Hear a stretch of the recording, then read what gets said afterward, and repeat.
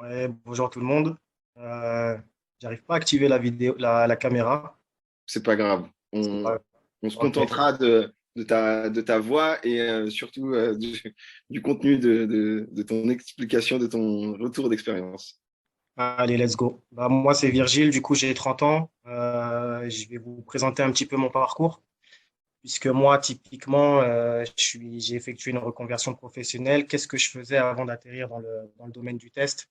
Donc, j'ai fait des études dans le commerce, puis après, j'ai fait un peu de bénévolat parce que je voulais me retrouver, et me sentir un petit peu utile, donc dans des EHPAD, dans des foyers médicalisés ou pour jeunes adultes handicapés.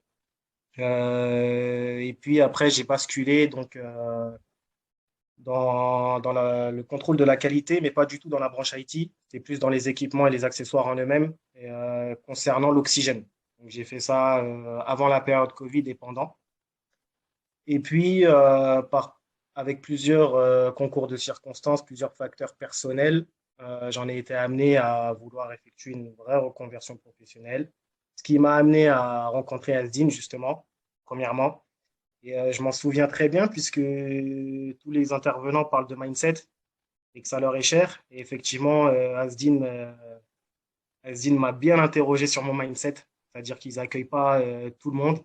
Vraiment, ils sensibilisent à quels sont tes objectifs, parce que l'objectif principal, c'est pas uniquement de rentrer en formation, mais c'est d'aller au bout, déjà d'une part, et avec brio, donc pour acquérir un savoir-faire et puis après, par la suite, pouvoir obtenir un emploi.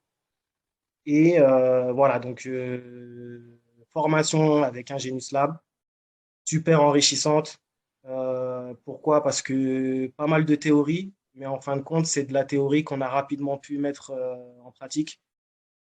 Et par rapport à ce fameux examen qui est l'ISTQB, qui peut faire peur à certaines personnes, certains néo-testeurs, en fait, c'est accessible. C'est accessible justement par tous les moyens qui sont mis en place pour nous aider à y arriver. Effectivement, j'ai une belle réussite avec un bon score. Je dis pas ça par prétention.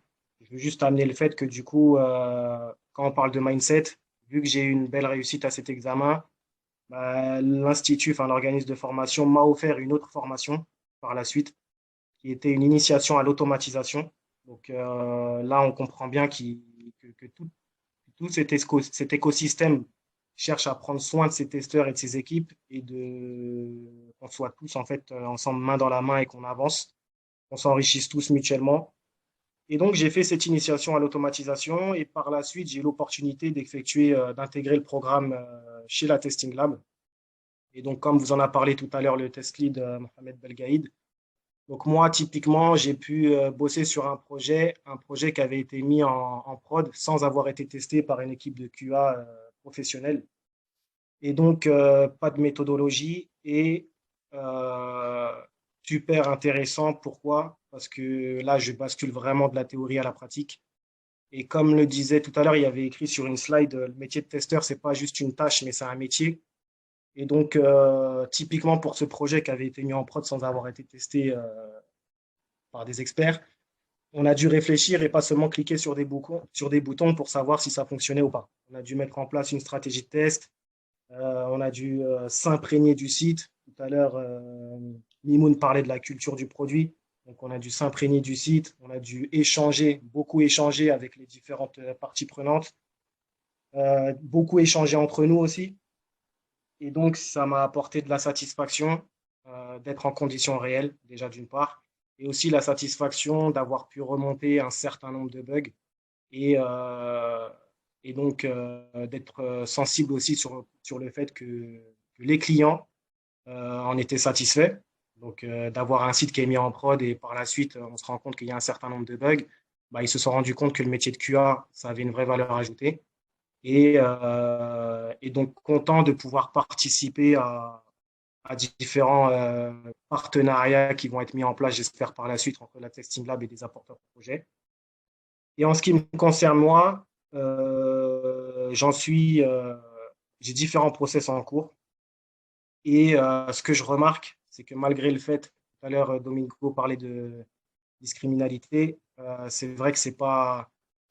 Il y a des critères d'entrée pour rentrer dans le domaine du test, notamment les diplômes, notamment les années d'expérience. Moi, j'ai pas tout ça, mais par rapport à mes process, je vois que mon discours il est pas mal apprécié. Pourquoi? Parce que justement, avec tout ce que j'ai pu voir pendant la formation et mettre en pratique après pendant le programme, et ben je tape dans le mille en fait. Je tape dans le mille. Alors j'ai encore beaucoup à apprendre, mais c'est enrichissant et pour moi, et pour l'institut de formation, et pour les différentes entreprises. Voilà ce que j'en retire moi de toute mon expérience.